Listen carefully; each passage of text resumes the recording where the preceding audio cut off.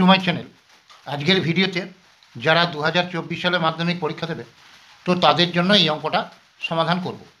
দেখো এই অঙ্কটা স্ক্রিনে দেওয়া আছে যে টিএন সমান sine to the power n theta plus cos to the power n theta.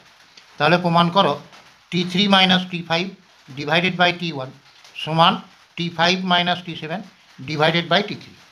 এই অঙ্কটা দেখবে টেক্সট বইতে নেই কো, এটা অনেক জায়গায় আমি দেখছি কোশ্চেন ব্যাংকে এবং টেস্ট পেপারে। তো সেই অঙ্কটা এই জন্যে সেই অঙ্কটা করে দিচ্ছি, এটা আশা করি খুবই তোমাদের উপকারে লাগবে। দেখো এইটা সমান এইটা প্রমাণ করতে পেরেছি। আর আমার দেওয়া ছিল যে টিএন সমান হচ্ছে sine to the power n theta plus cos to the power n theta. তাহলে আমি প্রথমে এই বাম পক্ষটা লিখছি।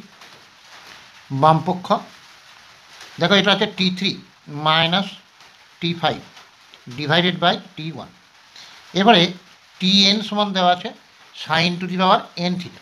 তাহলে এখানে T3 সমান কত হবে sin to the power 3 theta মানে sign cube theta plus cos cube theta.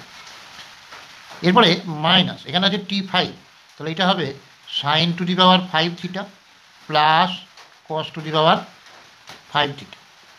আর নিচে আছে T1, তার মানে সাইন পাওয়ার 1 লিখব, 1 সাধারণত লেখা হয় না, sin theta plus cos theta. এবার দেখো এই ব্র্যাকেটটা যদি খুলে দিই তাহলে এখানে sin cube theta plus cos cube theta, এটা minus sign to the power 5 theta, এখানে মাইনাস এখানে প্লাস, তাহলে minus cos to the power 5 theta. আর নিচে যা আছে লিখলাম sin theta plus cos theta. এবারে দেখো এই রাশিটা আর এই রাশিটা এক জায়গায় দিচ্ছি, তাহলে sine to the power cube theta minus sign to the power 5 theta. আর এইটা এক জায়গায় দিচ্ছি, তাহলে cos to the power cube theta minus cos to the power 5 theta divided by sine theta plus cos theta. এবার এই দুটো পদের মধ্যে আমি যদি সাইন কিউব থিটাটা কমন নিয়ে নিই তাহলে এখানে পড়ে থাকবে 1 মাইনাস এখানে সাইন স্কোয়ার থিটা। এই দুটো পদের মধ্যে আমি যদি কস কিউব থিটাটা কমন নিয়ে নিই তাহলে এখানে 1 minus cos square theta divided by sine theta plus cos theta. এবার দেখো এইখানে 1 মাইনাস সাইন স্কোয়ার থিটা, এখানে ছিল sign cube theta, 1 minus cos square sine square. এখন আমরা জানি ত্রিকোণমিতিক অবের থেকে সাইন স্কোয়ার থিটা প্লাস কস স্কোয়ার থিটা সমান 1, তাহলে কস স্কোয়ার থিটা সমান কত, এইটা ওইদিকে চলে যাবে 1 মাইনাস সাইন স্কোয়ার থিটা। তাহলে 1 মাইনাস সাইন স্কোয়ার থিটার জায়গায় আমি লিখতে পারি কস স্কোয়ার থিটা, তাহলে কস স্কোয়ার থিটা প্লাস এখানে আছে কস কিউব থিটা, এখানে 1 মাইনাস কস স্কোয়ার থিটা। একইভাবে এই সূত্র থেকেই এখানে সাইন স্কোয়ার থিটা সমান এখানে 1, এটা দিয়ে গেলে মাইনাস কস স্কোয়ার থিটা, তাহলে 1 মাইনাস কস স্কোয়ার থিটার জায়গায় লিখতে পারি sine square theta divided by আছে sine theta plus cos theta. এবার দেখো এখানে সাইন কিউব আছে, এখানে সাইন স্কোয়ার আছে, তাহলে সাইন স্কোয়ার থিটাটা কমন নিলাম, এখানে কস স্কোয়ার থিটাটা কমন নিলাম। তাহলে এখানে সাইন কিউব মানে 3টে ছিল, আমি স্কোয়ারটা কমন নিয়ে নিয়েছি, তাহলে এখানে একটা সাইন থিটা পড়ে থাকবে প্লাস এখানে পড়ে থাকবে cos theta divided by sine theta plus cos theta. তাহলে দেখো এটা যা আছে এটাও তাই আছে, কেটে গেল, তাহলে এখানে থাকলো sine square theta into cos square theta, এটা বাম পক্ষটা বেরোল। এরপরে ডান পক্ষটা লিখলাম, দেখো T5 minus T7 divided by T3। তাহলে T5 মানে sine to the power 5 theta plus cos to the power 5 theta minus sign to the power 7 theta plus cos to the power 7 theta divided by এখানে T3 আছে, তার মানে sign cube theta plus cos cube theta.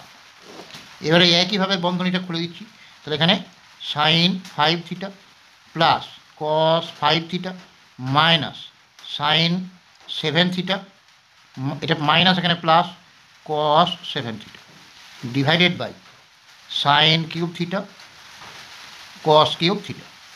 এবার দেখো এই পদটাকে এই পদটাকে এক জায়গায় দিচ্ছি, দিয়ে এই পদ দুটোর মধ্যে আমি সাইন 5 থিটাটা কমন নিয়ে নিলাম, তাহলে এখানে থাকবে 1, এখানে মাইনাস সাইন স্কোয়ার থিটা।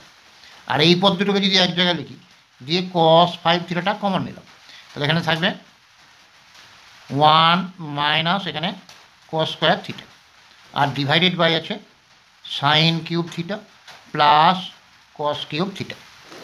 এবার দেখো এখানে sine 5 theta, 1 minus sine square মানে কস স্কোয়ার থিটা, প্লাস এখানে cos 5 theta, 1 minus cos square মানে sine square theta, divided by আছে sine cube theta plus cos cube theta. এবার এখানে আমি এই দুটো পদের মধ্যে সাইন স্কোয়ার থিটা আর কস স্কোয়ার থিটাটা কমন নিলাম।